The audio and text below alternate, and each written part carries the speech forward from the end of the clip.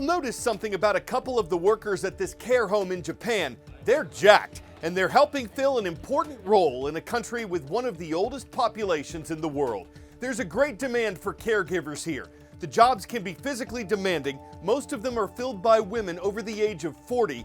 The AFP news agency says gender stereotypes and low pay have discouraged members of Gen Z to go into the industry. But one Japanese company sweetened the deal for fitness fanatics. It threw in paid gym memberships and discounted protein shakes. And one former trainer said he thought he'd give it a shot after being told he could put his muscles to use at work. A 65-year-old woman here who cannot move her arms or legs says her caregiver is so strong she doesn't have to worry that he could accidentally drop her. And the recent concept of the macho caregiver, as it's called, has reportedly brought dozens of new workers to the field. One of them says building more muscle was his original motivation, but that he's learned that caregiving can be inspiring in many other ways.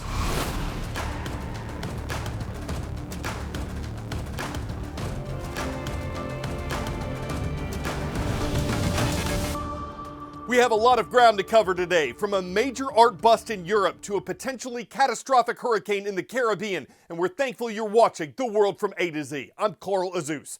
Next, Rembrandt, Picasso, Rubens, Kahlo. These are some of the most famous names in Western art, and it appeared that some of their works were recently up for sale to potential collectors.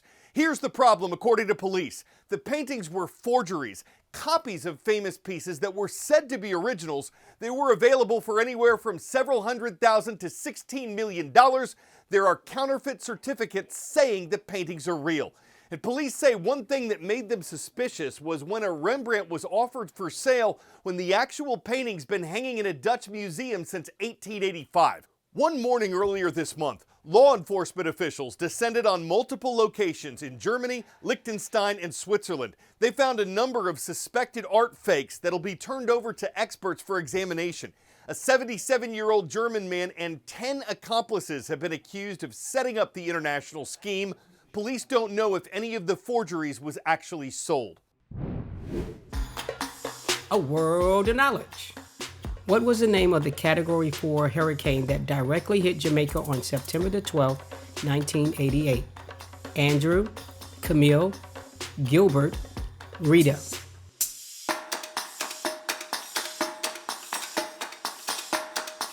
At the time it made landfall, it was the most powerful storm to hit the Caribbean island country. Its name was Gilbert. But Hurricane Melissa was threatening to break Gilbert's record last night as it bore down on Jamaica as a deadly Category 5 storm. That's the strongest classification of a hurricane. America's National Hurricane Center said Melissa's sustained winds were 175 miles per hour as we put this show together. They were expected to weaken a bit before making landfall in Jamaica, but Category 5 strength is enough to rip off roofs and knock down walls, completely destroying homes and buildings and leaving an area uninhabitable for months. Like Hurricane Gilbert, Melissa rapidly intensified as it whipped over the warm waters of the Caribbean. It appears virtually certain that the core of a powerful hurricane is going to move over Jamaica. We don't know precisely where, but for all intents and purposes, it doesn't matter, because the rainfall, the heavy rainfall and the catastrophic flooding at this point appear mostly locked in. Kingston, Jamaica's mayor sounding the alarm. We have never had the experience of a Category 4 or Category 5 hurricane. This is going to be huge. The strongest known storm to affect the island was Category 4 Hurricane Gilbert in 1988. It destroyed more than 100,000 homes, wiped out power and communications, and killed 45 people.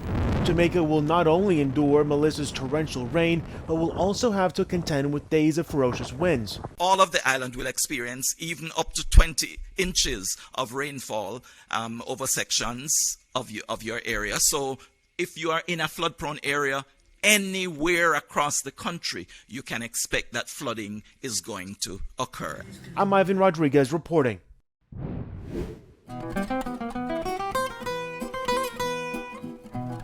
On this date in world history. It was on October 28, 1886 that the Statue of Liberty Enlightening the World, its full official name, was presented to the American public. As it was unveiled in New York, the French gift of friendship to the United States was cheered by an estimated 1 million people, and President Grover Cleveland presided over the ceremony. Another landmark was completed on this date in 1965. The Gateway Arch in St. Louis, Missouri is a stainless steel monument that commemorates the Louisiana Purchase and America's westward expansion in the early 1800s. And one of the most dangerous events of the Cold War ended on October 28, 1962. Soviet leader Nikita Khrushchev announced that his nation's missiles would be removed from Cuba after the United States promised it wouldn't attack the island, and that the US was planning to remove some of its missiles from Turkey. Diplomatic efforts between the two Cold War enemies increased after the Cuban Missile Crisis was over.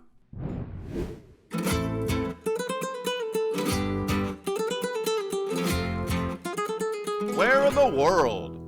This is a nation of southern Asia. It's located on the northern shore of the Arabian Sea. It achieved its independence from British India in 1947, and its capital is Islamabad.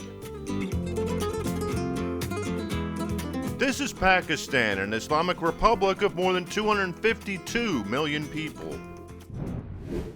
In the foothills of Pakistan's mountainous Gilgit-Baltistan region, farmers like those in the village of Hussainabad have increasingly faced a lack of water to irrigate apple and apricot orchards. Our colleagues saw on YouTube that someone had built a small tower-like ice structure over a field for his university to address water shortages. Inspired by that, we decided to start a similar initiative here. They learned how to build artificial glaciers, towers of ice that melt slowly throughout the year, releasing water for drinking and irrigation. Stream water is pumped into the village and sprayed into the air during freezing winter temperatures. As the mist settles, it builds up cone-shaped heats of ice that kind of resemble Buddhist stupas. Preparations begin after crops have been harvested in October. The ice-making process takes about 5 months. The DIY glaciers act as a natural water storage system, steadily melting throughout spring as temperatures warm. The water source allows for a longer growing season. It used to be that locals couldn't begin to farm until May, but now they can start in March. Previously, due to water shortages, we could grow only one crop, but now we can cultivate 2 or even 3. Most of the region's water supply comes from natural mountain snow and ice pack melting each spring. But in the past few years, the spring season has been dry. The first ice stupas in the Gilgit-Baltistan region were created in 2018.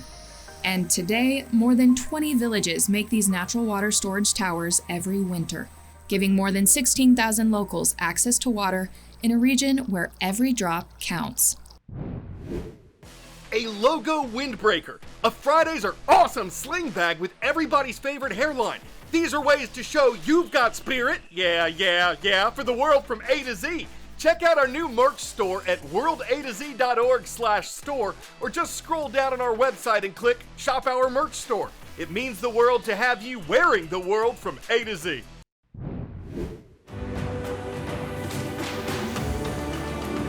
So far this season, we've received about 130,000 shout-out requests. We're working our way through at least 3 at a time.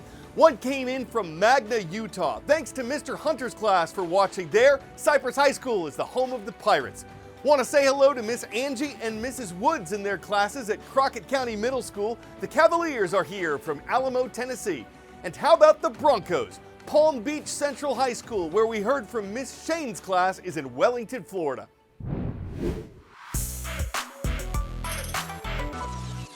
It's the Great Pumpkin Race, Charlie Brown, and it's an annual tradition at a town in northern Belgium. Competitors there jump into giant hollowed-out pumpkins and attempt to paddle them to, well, somewhere. They float well, but steer less well. Cheap plastic pumpkin carving kits won't cut it here. Participants use power tools to prep their boats, or let's say flotation devices, for the 109-yard race. A local kayaking club has teamed up with pumpkin growers to make this happen since 2008, and it celebrates both water sports and farming. That's the scoop on the sloop, the skinny on the dinghy, the spooned out pontoon, the drift on the skiff, the can-do canoe, the carve-out of the runabout, the draft of the raft, the need for seed. When we saw it, we thought we regatta carve-out time to show you what it's all about, because it's sure to float your boat, and no matter who wins a pumpkin race, everyone gets squashed.